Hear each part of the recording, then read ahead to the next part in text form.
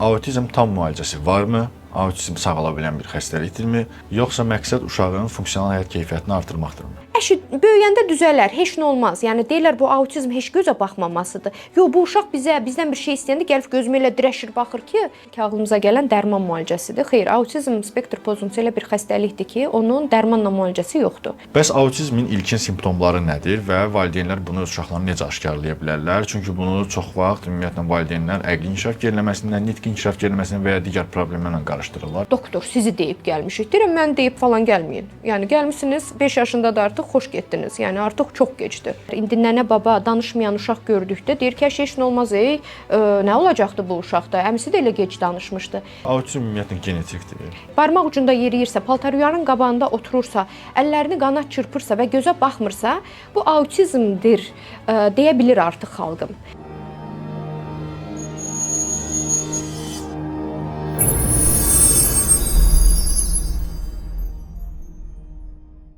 Salam. Sağlıq saatına baxırsa saata baxmağa ehtiyac yoxdur. Çünki sağlam həyatın zamanla yarışı bitməz. Biz də bu zamanı sizin sağlamlığınız fonuna dəyər qatırıq.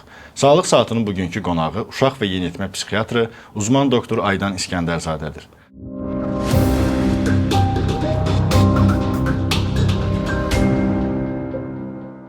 Salam Aydan doktor, Salam. xoş gəlmisiniz. Çox təşəkkür edirəm. Verilişiniz də xeyirli uğurlu olsun. Çox Faydalı sağ olun. olacağına əminəm.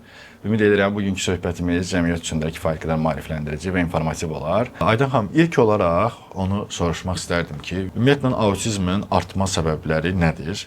Və autizmin altında yatan əsas faktorlar hansılardır? Bildiyim qədərilə bəzi həkimlər, bəzi araşdırmaçılar deyirlər bu genetikdir, bəziləri deyir ətraf mühitdən müəyyən qədər təsiri var, bəziləri deyir bəzi qida vərdişləri, qidaların tərkibində maddələrin və pestisitlərin artıq olması gələcəkdə uşağın sinir hüceyrələrinə təsir eləyir və yaxud da digər araşdırmaçılar deyir ki, məsələn genetik mutasiyalar buna öz təsirini göstərir və yaxud da ana bətnində uşaq olarkən ananın yaşadığı ağır stres müəyyən bir dəyişikliklərə, yəni bu artıq ətraf mühitin təsiridir ki, müəyyən dəyişikliklərə gətirib çıxarır sonuçta uşaq artıq doğulanda. Siz bu faktorlardan ən önəmli imperativ olaraq hansı faktoru daha öndə görürsünüz ki, autizmin yaranma səbəbi əsas nədir və ümumiyyətlə bu dövrdə autizmin artma səbəbi nədir? Əslində ailə mənə bu sualı yönləndirdikdə ki, niyə oldu uşağım belə, buna nə səbəb olur? Deyirəm ki, bu suala cavab verəcək insana Nobel mükafatı veriləcəkdir.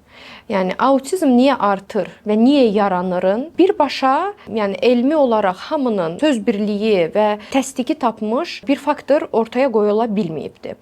Ancaq əlbəttə elm bunu araşdırır və bir çox sayda tədqiqatlar var. Bunlarla bağlı deyiləcək sözlərimiz varmı? Var əlbəttə ki. Birinci niyə artır? Əslində artma səbəbi diaqnostikanın artması ilə bağlıdır. Yəni daha çox tanınır, daha çox bilinir. Əvvəl bu uşaqlara ya şizofreniya deyilirdi, erkən başlanğıclı şizofreniya ya da ən sıx gördüyümüz inkişaf ləngiməsi. Yəni autizm spektr pozuntusu olan bir uşaq bu diaqnozu almırdı da F70 diaqnozunu alırdı. Yəni inkişaf ləngiməsi və dərəcələndirməyə görə yüngül, orta, ağır olaraq diaqnoz alırdı. Yəni birinci dünyada tanınır, yəni daha çox sadəcə bizim ölkəmizdə deyil, dünyada da artıq daha çox tanındığı üçün artıq o seçilir, yanlış diaqnoz qoyulan uşaqlar istər-istəməz oradan hovuzdan artıq autizm aralaşdığı üçün diaqnostikası artır və bu diaqnozu daşıyan insanların sayısı artır. İkinci, yenə klassifikasiya sisteminə biz diaqnozları bir klassifikasiya sisteminə qoyuruq. DSM-5 və ICD-yə görə qoyuruq. Bu sinifləndirmələrdə də diaqnozu alma simptomlar elə dağıdılıb ki, artıq diaqnoz alma potensialı uşaqlarda çox olur. Əgər əvvəl deyəlim ki, mütləq 10 dənə simptom qarşılamalı idisə uşaq, artıq 5 dənə simptom qarşılayan uşaq da diaqnoz aldığı üçün yenə süni olaraq oradan da bir artış var. Ancaq sadəcə bu ikisi deyil. Yəni dediyiniz kimi genetik faktorlar, ətraf mühit faktorları, qidalanma, toksinlər, vitamin eksiklikləri, gəbəlikdə stresslər, bunlar əslində hamısı bir çox tədqiqatlarda belə deyim, cavab tapmış və nəticə göstərmiş problemlərdir. Ancaq heç bir problem yaşamayan, hamiləlikdə heç bir problem yaşamayan ananın da övladında bu problem olur. Autizm spektr pozuntusu olur. Ona görə deyək ki, sadəcə ana hamiləlikdə korona keçirtdi deyə uşağa autizmli oldu. Belə bir şey yoxdur. Ya da ki, hamiləlikdə doğuş zamanı uşaqda problem yaşadı, çətin doğuş oldu deyə autizm oldu. Yəni bunu birbaşa əlaqələndirə bilmirik. Ancaq yenə 4-cü, bəlkə də bunu 3-cü yerə də qoya bilərik. Valideynlərin yaşının böyük olması. Yəni insanlar artıq daha gec yaşda valideyn olur və bilirik ki, yaşlanmış yumurta, yaşlanmış sperm daha keyfiyyətsiz bir produkt ortaya qoyduğu üçün bunun da səbəb olaraq göstərilən əsas məqamlardan biridir. Və məsələn Down sindromunda əgər ananın yaşının çoxluğu ilk planda olursa, yəni yaşlı yumurta problem yaşadırsa bizə, burada atanın yaşının yüksək olması problemə gətirib çıxarda bilir. Yəni artma səbəbləri bunlardır. Amma nə qədər artıb dedikdə, yəni niyə əvvəllər indi nənə baba danışmayan uşaq gördükdə deyir ki, heç nə olmaz, nə olacaqdı bu uşaqda? Əmisi də elə gec danışmışdı. Çünki o valideyn olduğu dövrdə, o uşaq olduğu dövrdə bu xəstəliklə üzləşməyiblər. Yəni 1900-cü ildə, yəni mən 1990-cı ildə anadan olmuşam. Bu dövrdə, bu arada 91-dir. Səhv dedim. Yəni o dövrlərdə demək istədiyim odur ki, bu problem 10 min uşaqdan birində görülürdü. Amma indi 36 uşaq. Amma indi 36 deyil, artıq 31 uşaqdır. 31, Bir həftə əvvəl yeni bir statistika, CBC yeni statistika yayınladı. Artıq 31 uşaqdan birindədir. 36 uşaqdan birində 2022-ci ildə idi. Dünya Səhiyyə Bəli, amma artıq 2025-ci ilin son statistikası 31 uşaqdan biridir. Və mən bu təhsilə başladıqda mən deyirdim, ailə gələndə deyirdim 88 uşaqdan biridir. Yəni mən də cavanam, daha təhsilə yeni başlayıram. Yəni bu işdə daha yeniyəm. Yəni hər il dediyim o sayı artır. Əfsuslar olsun ki, artır. Bunun qabağını ala bilmirik. Məsələn, Down sindromunda ana bətnində bir genetik analiz eləyirik, amniosentez eləyirik. Hətta 9-cu həftədə NIP testləri var artıq. Onları eləyib, uşaqda bir xromozom analizini aşkarlayıb və orada gərəkirsə ailənin seçiminə görə hamiləlik sonlandırıla bilir.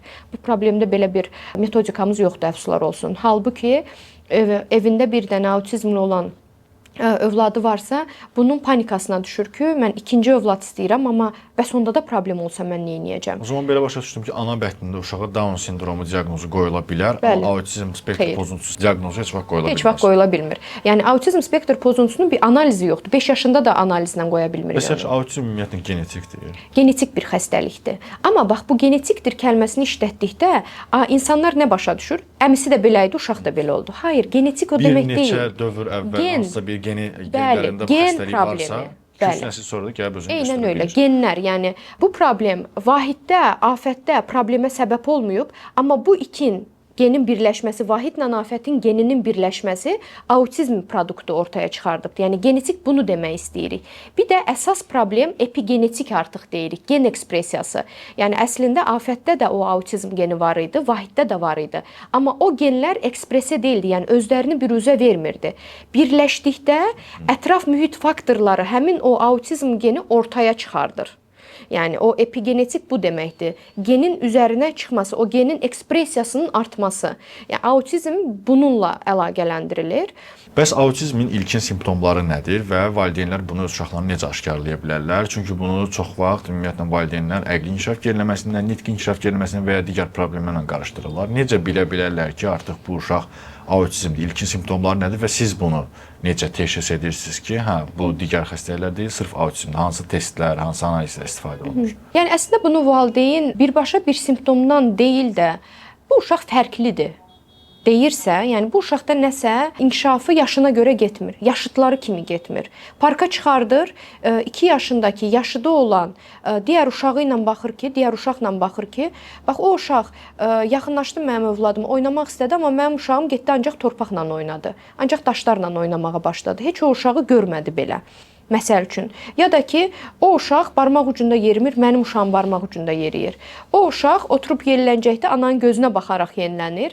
Mənim uşağım isə oturur və mənlə o təması qurmadan eləyir. Yəni burada ailələrə demək istədiyim şey odur ki, siz özünüz bu diaqnozu qoya bilmərsiniz. Sizin bir ailənin, valideynin rolu burada nədir? Yolunda getməyən bir şeylər var. Bir fərqlik var. Yaşına görə digər böyütdüyünüz uşaqla arasında bir fərq görürsəniz əgər, burada birbaşa narahat olmalısınız. Panikləyin demirəm, amma narahat olub uşağınızı uşaq psixiatrına aparmalısınız, nevroloqa da deyil. Çünki niyə? Bax, ailələrə mənim hər zaman dediyim və mücadilə etdiyim mövzu nədir? Əslində artıq ölkəmiz autizmin nə olduğunu qabarıq bir şəkildə bilir. Barmaq ucunda yeriyirsə, paltaryuyanın qabağında oturursa, əllərini qanat çırpırsa və gözə baxmırsa, bu autizmdir deyə bilir artıq xalqım. Amma həmin bu dediyim simptomatika ağır olan uşaqlardadır. Yəni biz həkimlərin rolu bu ağır uşağı, yəni o qonşu xalanın da autizm dediyi uşağı aşkarlamaq deyil. O uşaq zaten mənim yanıma gəlmədən ailə onsuz da görür ki, bu uşaq heç bir reaksiya vermir. Bu uşaq qəribə-qəribə hərəkətlər eləyir. Elə 1 yaş yarımından başlayır psixoloji mərkəzlərə gedib təlimə başlamağa. Çox şükür. Yəni əslində 10 il qabaq belə deyil idi. İndi belədir. Yəni artıq elə bir yükümüz azalıbdı. Biz həkimlərin bir yükü azalıbdı. Çünki əvvəl də bu uşaqlar dərman müalicəsinə tabe tutulurdu ailələr tərəfindən ki, gedək nevropatoloq bu uşağa beyin qidalandırıcı yazsın. Bu davranışların hamısı keçib gedəcək. Çox şükür artıq ölkəmizdə bu dediyim kimi qabarıq çox simptom daşıyan uşağı artıq ailə nə edəcəyini bilir. İndi geri gəldik bizə düşən işlər nədir? Ailə görür ki, uşaq reaksiya verir, amma həmişə vermir. Kefinə düşəndə verir. Baxır, amma həmişə baxmır. Danışır, amma həmişə danışmır. Barmaq ucunda həmişə yerimir, amma arada qalxır. Sadəcə maşınların təkərlərini fırlatmır. Onları sürür də, amma arada yerə uzanıb bütün günü təkərə də baxdığı olur. Yəni problemlər var, amma uşağın qabarıq problemi yoxdur dediyimiz uşaqları bizindir. Məsələn, mənim bu dəqiqə missiyam necə deyirlər, mənim dərdim həmin o böyüyəndə düzələr, heç nə olmaz. Yəni deyirlər bu autizm heç gözə baxmamasıdır. Yox, bu uşaq bizdən bir şey istəyəndə gəlib gözümə elə dirəşir baxır ki, deyilən uşaqların ailələrini sirkələmək və onları o arxayınçılıqdan çıxartmaqdır. Çünki əslində niyə? Yəni bunu da deyirəm, nə üçün eləyirik? O ağır olan uşağı, bəli, təlimlə gətirə biləcəyimiz səviyyə orta səviyyədir. Yəni o uşağın yenə də problemi olacaqdır. O uşaq yaşıdlarından nə iləsə də olsa seçiləcəkdir. Amma həmin o mənim dediyim arada kefqom uşaq, o kefinə düşəndə baxan, kefinə düşəndə danışan uşağı biz üstünə düşdükdə o normal yaşıdlarından heç də fərqlənməyəcək. Yəni müəllimə onda bir fərqlilik görməyəcəkdir. Uzaq başlayacaq nəsə öz aləmi olan bir uşaqdır. Arada diqqəti gedir, arada bir qəribə, nə bilim, danışıqları olur mövzudan kənar. Yəni qabarıq yaşıdından bir problem olmayacaqdır, amma bunların hamısının olması üçün erkən diaqnoz və erkən olaraq üstünə düşmək çox vacibdir. Mənim yazdığım bir dərman müalicəsi ilə uşağınız düzəlməyəcək, amma mən sizə düzgün yön verəcəm. O arxayınlıqdan çıxardıb siz uşağınızla necə məşğul olacağınızı göstərəcəm və sizə həmin o uşağa ehtiyacı olanda dərslərə yönəldəcəm ya da evdə necə oyunlar oynamalısınız, buna yönəldəcəm. Gündəlik yaşamını necə orqanizə etməlisiniz, bunlardan danışacağam. Bu mövzuda digər bir sualım olacaq ki, ümumiyyətlə autizm tam müalicəsi varmı? Autizm sağala bilən bir xəstəlikdirmi? Yoxsa məqsəd uşağın funksional həyat keyfiyyətini artırmaqdırmı? Bu marketinqə çox tabe olan bir mövzudur. Autizmə girdi, autizmdən çıxdı, autizm bitdi, vedalaşdıq, mübarizəmiz sona yetdi kimi psixoloji mərkəzlər, bəzi həkimlər, nevroloqların əsasən də bir belə deyim, müştəri cəlb etmə taktikasıdır. Autizm spektr pozuntusu beyin xəstəliyidir. Beynin fərqli quruluşudur. Amma quruluş dedikdə bu oradakı bir beyində bəzi bölgənin böyük, kiçik, balaca olması deyil. Beyin içindəki o sinapsların, yolların fərqli qurulmasıdır. Məqsədimiz nədir? Həmin o 3 yaşına qədər, həmin o dediyim o normal inkişafda olan uşaqda da hani toklar var idi, onları düz taxmalıydıq. Məqsədimiz 3 yaşına qədər biz bu problemi aşkarlayaq və o fərqli taxılan tokları düzgün yönləndirək, düzgün istiqamətləndirək. Məqsədimiz budur. Yəni bunu tamamilə dəyişmək, sıfıra endirmək kimi normal uşaqla autizm spektr pozuntusu hər hansı bir dövründə almış bir uşağı autizmdən çıxartmaq və normalla eyni dərəcəyə gətirmək mümkün deyil. Yəni bunu deyən yalan deyir, aldadır. Çünki həmin o autizmdən çıxdı, reseptə yazılan uşağın ailəsi gəlir, deyir ki, çıxıb zad eləməyibdi doktor. Yenə evdə o baş qaçır, yenə əlaqəsiz danışmaları var. Amma bunu belə deyəndə ailələr elə bilirlər ki, yəni autizm bir alın yazısıdır və autizmli uşaq heç cəmiyyətə inteqrasiya ola bilməyəcəkdir kimi düşünürlər. Yəni bunu da demək istəmirəm. Mənim dediyim odur ki, autizm mübarizə aparılacaq bir problem deyil. Bu bir fərqlilikdir və bizim məqsədimiz də nədir? Övladımız bu normal inkişafda olan da bir uşaq üçün sabah öz ayaqları üzərində dura bilən, öz mövqesini qoruya bilən, cəmiyyətə faydalı ola biləcək, produktiv bir insan böyüdə bilməkdir. Normal inkişafı olan uşaqda da hədəfimiz budur. Autizmli uşaqda da hədəfimiz budur. Bağımsız bir həyata çatmasıdır uşağın. Yəni sizdən məndən asılı olmadan bir həyat özünə qurub davam etdirə bilməsidir. bir loğma çörək üçün pul qazana bilməsidir. Bunu eləyə bilirikmi? Bəli, eləyə bilirik. Amma hər autizm diaqnozu almış uşaqda eləyə bilirikmi? Yox, maalesef hamısını da eləyə bilmirik. Burada autizm spektr pozuntusu almış 10 uşağın ikisinin vəziyyəti ağır olur. Yəni o tam bağımlı bir həyat sürür. Yəni evdə onu tək buraxıb çıxa bilmərsiniz, danışa bilmir, yeriyə bilir. Gündəlik öz, məsələn, paltar geyinmə ehtiyacıdır, yeməyini yeməkdir. Bunları eləyə bilir, amma bəzən tualet vərdişi çox gec alır.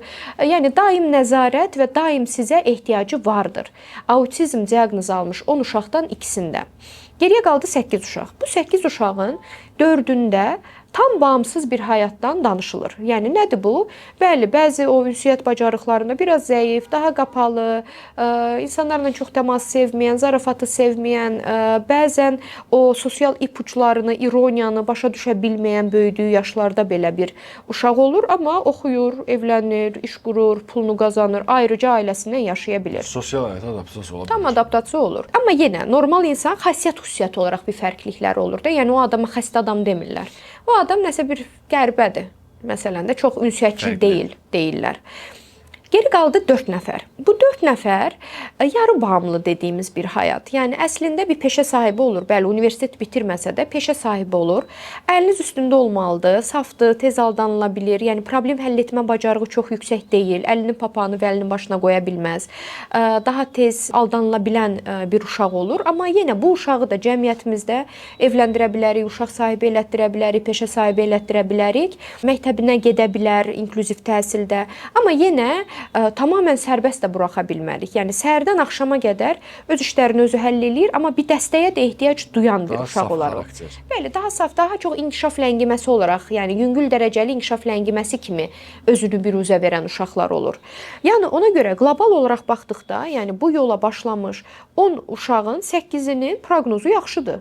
Yəni o cəmiyyətə də inteqrasiya olur. Bəli, o 8-dən 4-ü bir dəstəyə də ehtiyac duyur, amma öz halında da qala biləcək bir uşaq olur. Amma bu dediyim ssenarini gerçəkləşdirmək üçün də uşaqla məşğul olunması lazımdır. Yəni əlimizin üstünə qoyaq ki, yüngül uşaqda o cəmiyyətə inteqrasiya olacaq deyil. Yəni biz onlarla işlədikdə, vaxtında təlimə başladıqda, ekranları bağladıqda, uşağımızla hər daim gəzdirək, göstərək, danışaq, müqayisə eləyək, analiz eləyək. Bunu əlimiz uşağımızın üstünə çəkmədiyimiz müddətcə mənim bu dediyim ssenarilər gerçəkləşər və bunlar da yaxşı ssenarilərdir. Elə bilirsiniz ki, elə normal inkişaf olan hər bir uşaq siqaret pulunu özü qazana bilir, öz ailəsini saxlaya bilir. Yox. Yəni biraz gerçəkçi olmamız lazımdır. Hamı belə möhtəşəm, belə deyim, ailəsini dolandıran bir fərdə dönüşmür. Hər ana övladı üçün narahatdır və hər ana əlini uşağının üstündən çəkmir. Ona görə əslində proqnoz yaxşıdır, yəni dramatizə etmirəm mən ailələri oyandırmağa çalışdıqda. Yəni demirəm ki, panikləyin. Sadəcə övladınızın üzərində işləyin ki, o arzuladığınız nəticəyə gəlib çata biləsiniz. Mən indidən sizə heç problem yoxdur, düzələcək, hər şey yaxşı olacaq deməklə, bəli, məni daha çox sevə bilərsiniz, daha az tənqid ala bilərəm. Amma mən hər şeyin bahasına sabah o uşaqlar daha sərbəst ola bilsin deyə ailələri oyandırmaqla məşğul olmağa davam eləyəcəm. O zaman belə başa düşdüm ki, autizm xəstəliyi tamamilə sağalmır, sadəcə müəyyən həyat keyfiyyətlərini uşağın artırmaq və gələcəkdə sosial həyata adaptasiya olması üçün müəyyən bir işlər görülür. Bəs bu mövzuda valideynlər ilk olaraq hansı addımlar atmalıdırlar? Deyək ki, artıq diaqnoz qoyuldu ki, autizm spektr pozuntusudur. Bildiyim qədərilə onsuz insanlarda o autizm sözünə qarşı müəyyən bir qorxu var və heç kim qəbullamaq istəmir ki, məsələn, deyiləndə ki, sizin övladınızda autizm spektr pozuntusu var, yox, mənim uşağım elə deyil. Biraz o terapiyalardan qaçırlar və sonradan artıq gec müdaxilə eləyəndə də bir sonraki peşmançılıq fayda vermir o qədər də. Bu mövzuda sualım ondan ibarətdir ki, valideynlər ümumiyyətlə ilk olaraq hansı addımlar atmalıdırlar? Bildiyim qədərilə müəyyən terapiyalar var, oyun terapiyası var, davranış terapiyası var, ABA terapiyaları falan deyilən bu sahədə xüsusi terapiyalar mövcuddur ki, bunların effektivliyi nə qədər olur və autizm spektr pozuntusu olan bir fərd neçə müddət bir müalicə almalıdır? Ömrünün sonuna kimi bir müalicə almalıdırmı, yoxsa müəyyən periodda bir müalicə olur? Ondan sonra artıq bitib, artıq digər yan təsirlərlə də müalicəsini ala bilərmi? Autizmdə müalicə dedikdə, yəni müalicə dedikdə ilk ağlımıza gələn dərman müalicəsidir. Xeyr, autizm spektr pozuntusu elə bir xəstəlikdir ki, onun dərmanla müalicəsi yoxdur. Müalicə dedikdə biz həmən o sosial defisitləri yerinə qoymaq üçün təlim, psixopedaqojik təlimlərə yönləndiririk. Amma ailələrə hər zaman dediyim şey, təlim gündə maksimum 2 saatdır, 4 saatdır. Geri qalan 22 saat, 20 saat uşaq sizinlədir. Yəni siz o uşağı boşda buraxmamalısınız. Evə gəlsin, televizorun qabağında oynasın, səhər təliminə getdi, sonra bağçasına getdi, axşam da gəldi televizor qabağında oturdu, bu olmaz. Yəni daim yemək bişirəndə də o uşaqla məşğul olmalısınız, evdə paltarınızı asanda da, qonaq gedəndə də, xeyir işə gedəndə də, yəni uşağınız öz yanınızda daim olmalıdır. Daim o uşağa uyaran verməlisiniz ki, o öz dünyasına qapanmasın. Müalicələrdən dediyiniz kimi fərqli terapiya yöntəmləri var. Elmi tədqiqatlarda bir yöntəm digərindən daha üstün bulunmamışdır. Yəni deyim ki, autizm spektr pozuntusunda ən möhtəşəmi aboterapiyadır ya da PEX-dir ya da floor time-dır. Belə bir şeyimiz yoxdur. Uşağa yönəlik. Uşaq oyun oynamağı sevirsə, oyun terapiyası təməlli olacaqdır. Uşaq ödülə yönəlikdirsə, aboterapiyası olacaqdır. Uşaq hərəkətlidirsə, masa başında oturmursa, floor terapiyası olacaqdır, yəni yerdə olacaqdır.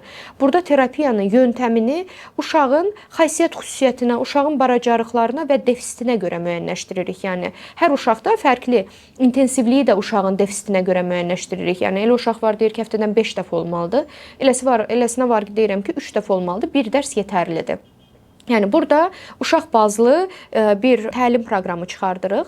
Ancaq yanaşı olaraq da təlim yetməz, evdə də məşğul olunmalıdır. İlk ailənin atacağı addım uşağının reaksiyasının zəif olduğunu görürsə, evdə ekranları bağlayacaqdır. Televizor, telefon, planşet, PlayStation bunların hamısı ortadan qalxacaqdır. Uşağınızla göz-gözə təması artdıracaqsınız. Top-top oynayacaqsınız, qaş-tutdu oynayacaqsınız, cicci oynayacaqsınız, qıdıqlamalar eləyəcəksiniz, yastıq savaşları eləyəcəksiniz, hoplayıb zıplayacaqsınız, parkda gedib oynayacaqsınız. Yəni bunları biz artdırmalıyıq. Və təlimə də ailələrə bəzən deyirəm, bunu qəbullanmayan bir çox ailə var. Ailəyə dediyim şey nədir? Diaqnoz biz həkimlər üçündür. Biz təsnifat üçündür, mənim izləməm üçündür. Siz niyə autizm, yəni uşağınızı stigmalamayın. Elə bilin ki, heç bir diaqnozu yoxdur. Uşağınızın autizm adıyla zehninizdə kodlaşdırmayın. Uşağınızın defisiti nədir, ona özünüzü kodlaşdırın. Mənim uşağım nəsə adına reaksiya vermir. Daim onun yanında olacağam, onu səsləyəcəm, qıdıqlayacağam, öz aləmindən çıxardacağam. Mənim oğlum daim təkərləri fırlayır. Evdə təkərləri yığışdıracağam. Nə bilim, paltaryuyanın qabağında oturur saatlarca. Paltaryuyanı uşağım yatanda qoşacağam. Səsküylü yerlər sevmir. Onu az belə deyim, yavaş uyaranlarla bir anda toyun ortasına atmaq yox. Daha az səsli, küylü ortamlara daha çox çıxardaraq uşağımın bu problemini ortadan qaldırmasına səbəb olacağam.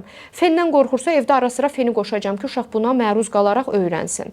Yəni uşağınızın defisiti nədir? Uşağınızın problemli davranışı nədir? Buna odaqlanın. Əksinə uzaqlaşdırmaq yox, həmin o problemi qarşı-qarşıya qoymaq, onları öyrəşdirmək. Üzləşmək. Yəni problemi siz yox sayın.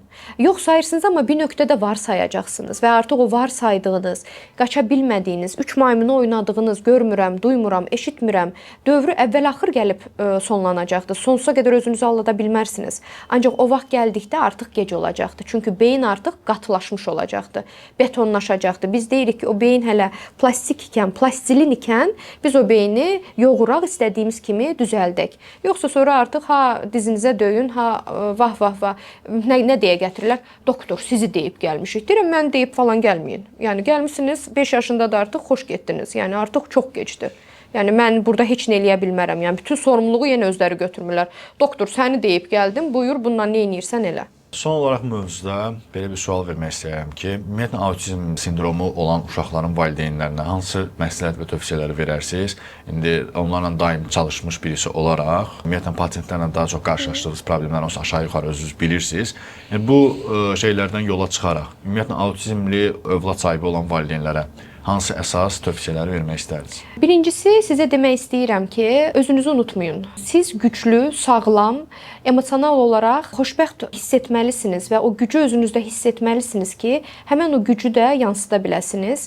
Bilin ki, bu qısa məsafə maratonu deyil. Yəni 100 metrəlik bir koşu deyil və bütün eforunuzu o ilk günlərə, bütün maddi mənəvi o yükünüzü 1-2 aya planlaşdırmayın. Bu uzun yol olacaqdır. Yəni ən az 2 ilinizi, 3 ilinizi, elə uşaq var ki, 10 ili, 20 ili ömrünün sonuna qədər bu problemlə yaşayacaqsınız.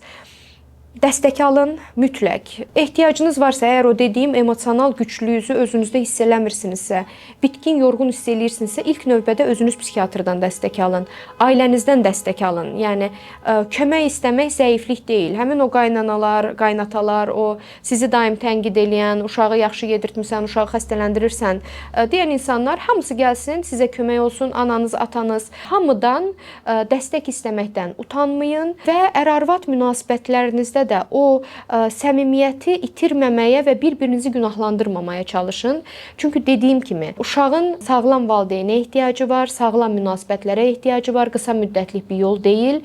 Özünüzə yaxşı baxın, özünüz dincəlin. Sadəcə özünüzlə qalacağınız, yoldaşınızla keçirəcəyiniz gündəlik bir saatınızı özünüzə çox görməyin. O bir saatda da etibar elədiyiniz insanla həmin o uşaq qala bilər. Tətillərinizə çıxın. Məsələn, keçən bir ailə yenə gəlib deyir ki, doktor, biz artıq 5 ildə həyatımızı uşağımıza görə eləyirik, tətilə də çıxmırıq. Xeyr, dedim, nə danışırsınız? Mütləq çıxın. Siz çıxın, o bir həftə gedib dincəlin, gəlin, uşağınızda etibar eləyəcəyiniz insanın yanında qoyun. Gəldiyinizdə daha enerjik, daha səmimi, daha şəfqətli olacaqsınız və sadəcə uşağınızı sevin. Uşağınıza bir diaqnoz çərçivəsindən baxmayın. Sizin övladınızdır. Əksik deyil, yetərsiz deyil, sadəcə fərqlidir. Onun yanında durub onun bu çətin olan həyata uyğunlaşması üçün ona model olun, əlindən tutun, sevgi ilə baxın. Deyəcəklərim bu qədərdir. Çox sağ olun Aydan xanım. Dəvətimi qəbul edərək iştirak etdiyiniz üçün ümid edirəm və düşünürəm ki, həqiqətən də çox yararlı bir söhbət oldu. Ümid edirəm valideynlər də bu danışdığımız hal-hazırda mövzuları dinləyərək özlərinə bir ölçü götürərlər. Mən təşəkkür edirəm. Çox sağ olun. İnşallah dediyiniz kimi hər şeyi dəyişə bilmərik bu çəkilişlə. Ancaq sadəcə bir ailəyə belə, bir uşağın həyatına belə toxuna bilsək, bizdən xoşbəxti olmaz. Belə deyim, valideynlərə də son olaraq tövsiyəm odur ki, mükəmməl olmağa çalışmasınlar. Əllərindən gəldiyi qədər yaxşı valideyn olsunlar. Çox sağ olun dəvətiniz üçün. Mən təşəkkür edirəm. Sağlıq Saatının bugünkü qonağı uşaq və yeniyetmə psixiatrı uzman doktor Aydan İskəndərzadə oldu. Videonu bəyənməyi, fikirlərinizi şərh bölməsində bölüşməyi və kanala abunə olmağı unutmayın. Sağlıq Saatına baxırsınız. Burada hər saniyə sizin sağlamlığınız üçün işləyir.